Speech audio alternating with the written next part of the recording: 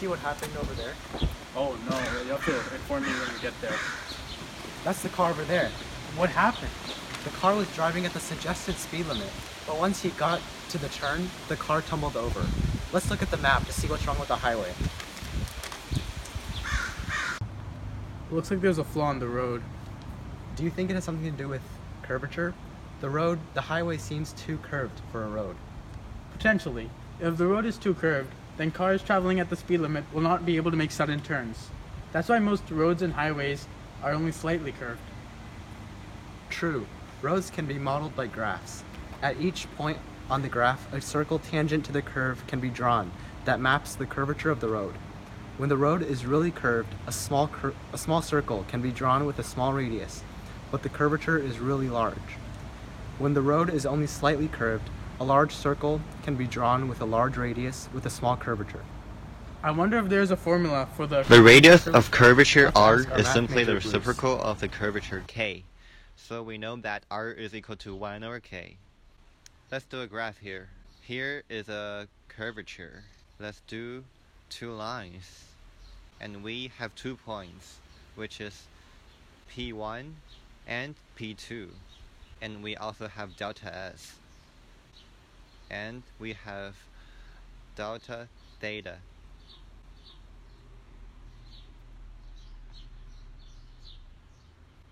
And we know that delta S is the length of the arc P1. And delta theta is the angle turned by the tangent line as it moves from P to P1.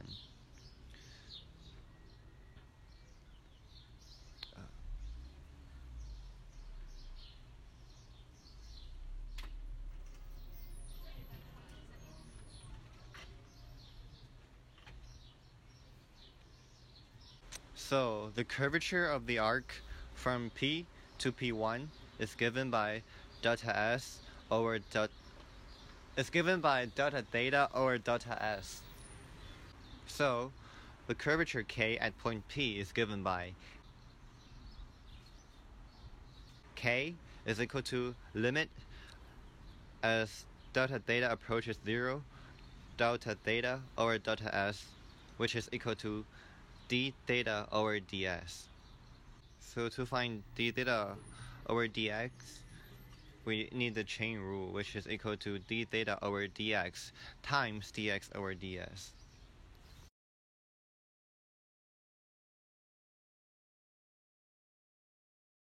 We know that tangent theta is equal to dy to dx. So theta is equal to arctangent of dy to dx. Now we know that d theta to dx is equal to d to dx of arctangent dy to dx.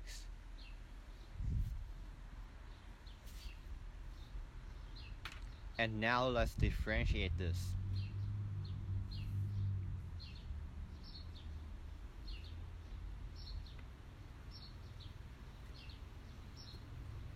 So d to dx of arctangent dy to dx is equal to the quantity of d to dx of dy to dx all over 1 plus dy to dx squared, which is equal to the second derivative of dy dx over 1 plus dy dx squared.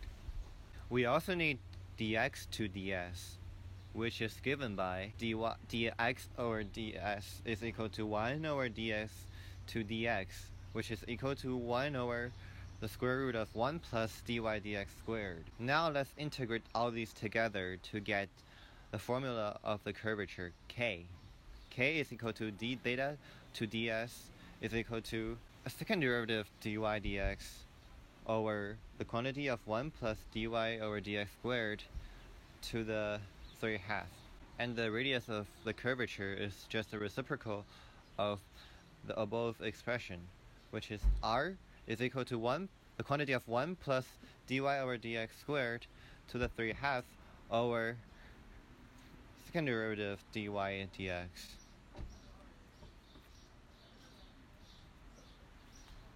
And since the radius needs to be positive, So we take the absolute value of the denominator of the fraction, and we get the formula of the radius of curvature.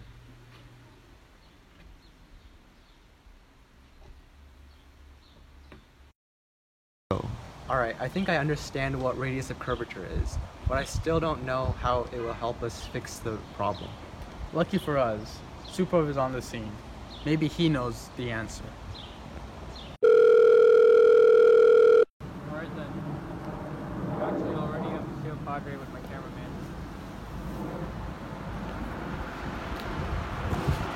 The American Association of State Highway Transportation Officials establishes guidelines on roadway design, one of them being the minimum radius of curvature of a curve on a road. So this curve on Sierra Padre is particularly interesting because there have been 2 accidents where a car was speeding and collided with something on the side of the road. So I actually calculated the radius of curvature along multiple points along this road using some simple GIS software and a compass. So a visual representation of what I did is that I put the latitudinal data on this, the x-axis, and converted it into actual distance.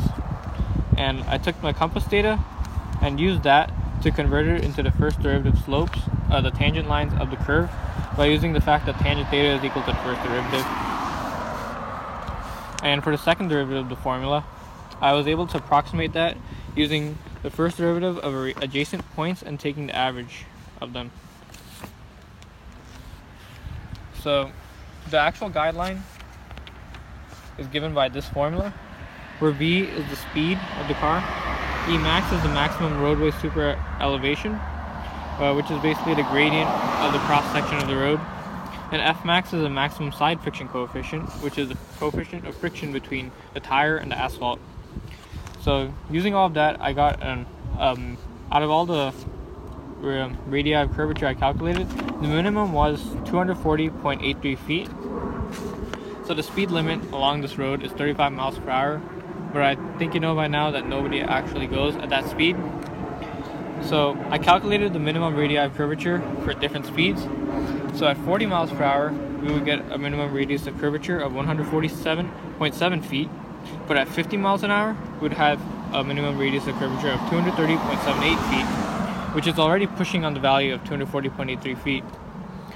So the road itself isn't designed dangerous, but the fact that cars are going too fast is putting them in danger. And especially when you're on the downward slope here, it's really easy to push past the speed limit and potentially endanger yourself.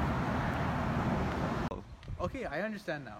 The city has to decrease the curvature by increasing R, and since the curvature K is equal to 1 over R, increasing radius will decrease the curvature. Yes, I agree with you. The city should restructure the road so that the highway is not as curved and not as dangerous for people to drive on. That way, future cars won't experience crashes like this anymore.